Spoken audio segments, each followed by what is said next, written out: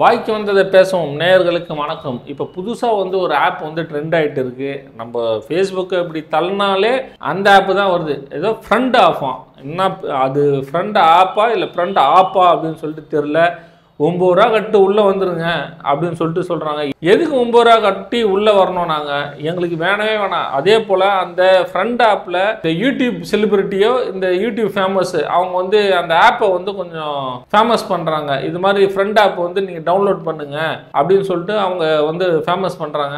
அந்த கமெண்டை போய் பார்த்தோம் அப்படின்னா கழுவி ஊற்றுறாங்க. ஏன் அவங்களுக்கு இந்த வேலை அப்படின்னு சொல்லிட்டு தெரியல. இப்படி இல்லாமல் பணம் சம்பாதிக்கணும் அப்படின்னு சொல்லிட்டு மக்கள் வந்து அப்படியே கழுவி ஊற்றுறாங்க.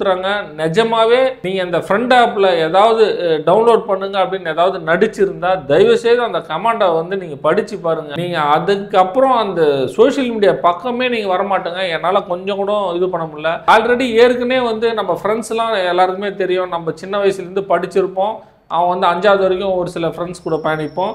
5வதுலேருந்து 10வது வரைக்கும் ஒரு ஃப்ரெண்ட்ஸ் கூட பயணிப்போம். அதுக்கப்புறம் 10வதுலேருந்து +2 வரைக்கும் ஒரு ஃப்ரெண்ட்ஸ் கூட பயணிப்போம். ஸ்கூல் கிளாஸ்லாம் மாறுறதுனால இது மாதிரி தான் நம்ம பயணிப்போம். அதுக்கப்புறம் காலேஜில் வந்து ஒரு ஃப்ரெண்ட்ஸுங்களை வந்து நம்ம மீட் பண்ணுவோம். இப்படி ஃப்ரெண்ட்ஸை மீட் பண்ணுற போதே நம்மளால் வந்து சமாளிக்க முடியாது. ஆனால் எப்படி நம்ம மீட் பண்ணாலும் நம்மளுக்கு ஒரு ஃப்ரெண்டு 2 ஃப்ரெண்டு தான் இருப்பாங்க. இதில் வந்து நீ ஃபேஸ் காட்டியும் பேசலாம், இதில் எந்த பிரச்சனையும் இல்லை, வாய்ஸாகவும் பேசலாம் அப்படின்னு சொல்லிட்டு இந்த ஃப்ரெண்டு, அதுவும் நம்ம 9 ரூபா கொடுத்து ஃப்ரெண்டு நம்மளுக்கு தேவையா?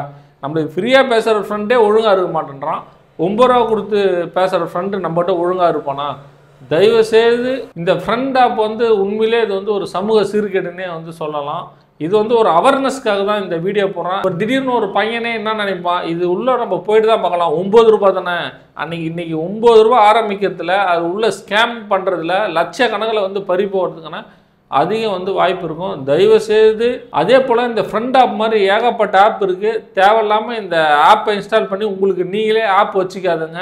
பசங்க கிட்ட தயவு செய்து இது மாதிரி ஆப்லாம் வச்சுருக்காங்களான்னு சொல்லிட்டு கண்காணிங்க. ஏன்னா இன்றைக்கி 9 ரூபா கொடுத்து லாகின் பண்ணிட்டு நாளைக்கு வந்து ஸ்கேம் பண்ணும் போது லட்சக்கணக்கில் போகிறதுக்கான அதிக வாய்ப்பு இருக்குது. இது மாதிரி நிறைய ஆப் இருக்குது. அந்த நிறைய ஆப் பற்றி அடுத்த வீடியோவில் சந்திக்கலாம். நன்றி, வணக்கம்.